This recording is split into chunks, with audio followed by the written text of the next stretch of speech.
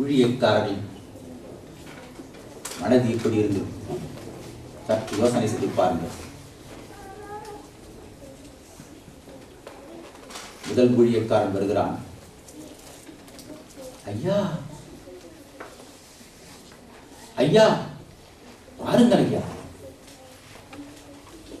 5 பேருக்கு உணவை கொடுக்க தாளந்தை கொடுத்து 10 பேருக்கு உணவு கொடுத்தேன் ஐயா.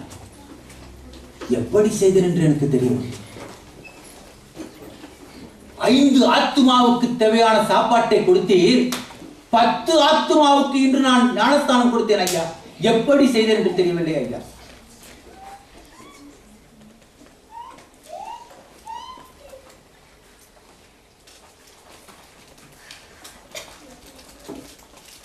எப்படிப்பட்ட தாழ்ந்த ஐயா.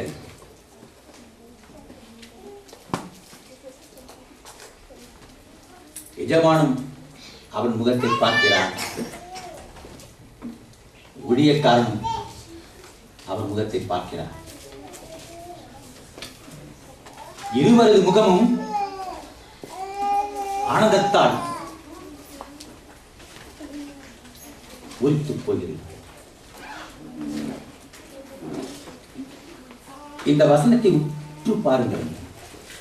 உங்கள் யாவரையும் இந்த பரிசுத்தமான ஓய்மாலையில் அழைக்கிறேன். இந்த வசனத்தை உற்று பாருங்கள். 23ஆம் வசனம். அவனுடைய எஜமான் அவனை நோக்கி என்று எழுதப்பட்டிருக்கிறது.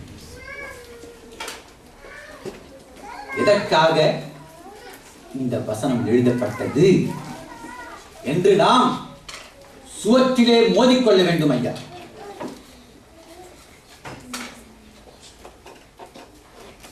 நம்முடைய பரிதாப நிலையை குறித்து உற்று பாருங்கள். வெகு காலமான பின்பு அந்த எஜமான் திரும்பி வருகிறான். 130 கிலோ 260 ஆக்கப்பட்டிருக்கிறது. அந்த பணத்தை அவன் நோக்கவில்லை ஐயா. இதை பார்த்தீரா? கணக்கு கேட்டவன் எதை பார்க்க வேண்டும்? முதலில் கணக்கை பார்க்க வேண்டும் ஐயா. கால்குலேட்டரை பார்க்க வேண்டும் ஐயா. எஜமான் பணத்தை கேட்க வரவில்லை ஐயா. தெல்ல தெளிவாக போகிறது ஐயா.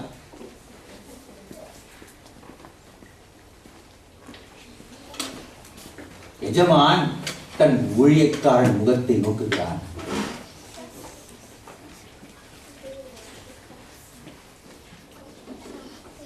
நோக்கி சொல்கிறான், நல்லது நல்லது நல்லது.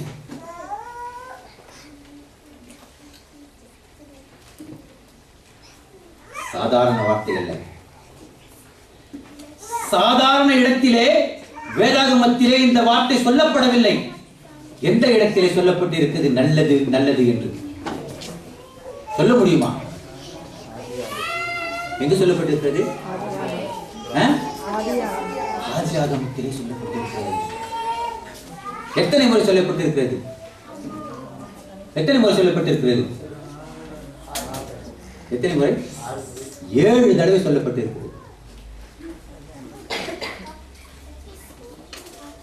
சிருஷ்டி கர்த்தரான பிதா, குமாரன், ஆவி இவர்கள் 7 முறை ரசித்து சொன்ன வார்த்தை. ஏன் இங்கே சாதாரண ஊழியர்கள் முன்னால் 2 முறை சொல்லப்படுது? ஏன்? வெளிச்சம், ஆகாய விரிவு, உலர்ந்த தரை, விண்மீன், பறவை, கடல்வாழ் ஜந்துக்கள், மிருகங்கள், மனித குலம், ஓய்வு நாள், இப்படி படைப்பின் ஒவ்வொரு பகுதியும் தேவ வார்த்தைக்கு கீழ்ப்படிந்து தேவ சித்தத்தையும் அவர் நோக்கத்தையும் பரிபூர்ணமாக நிறைவேற்றியது. அவர் சொல்ல சொல்ல அவருடைய வார்த்தையை கேட்டு அவருடைய சித்தத்தையும் அவர் நோக்கத்தையும் பரிபூர்ணமாக நிறைவேற்றியது. அதை பார்க்கும் போது அவர் சொன்னார் என்றார்.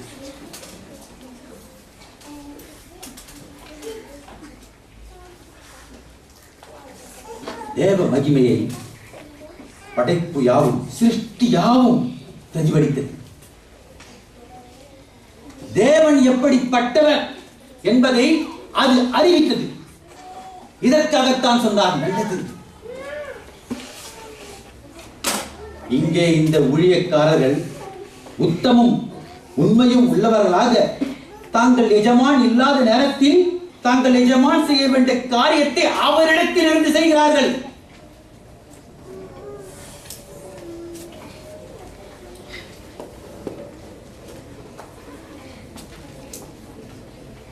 அவரிடத்தில் இருந்து அவர் செய்ய வேண்டிய காரியத்தை அவருடைய சித்தத்தை செய்து முடிக்கிறார்கள்.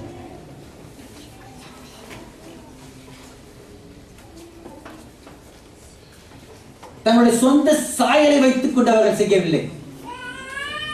தங்களுடைய சொந்த தாளத்தை அவர் வைத்து செய்யவில்லை. எஜமான் தாளத்தை வைத்து செய்தார்கள். எஜமான் இருக்க வேண்டிய இடத்திலே இருந்து செய்தார்கள்.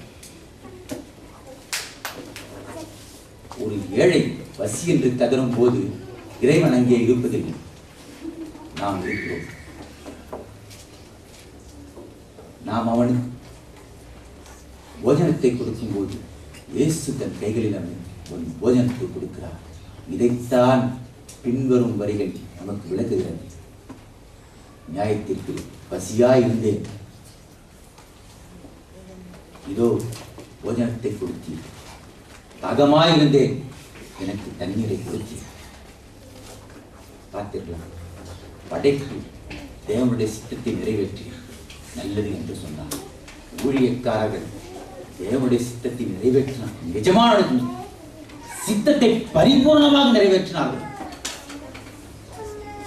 இந்த நல்லது என்ற வார்த்தை அவர் சொல்லியே தீர வேண்டும். சகோதரன் சகோதரி, வேறு வழி.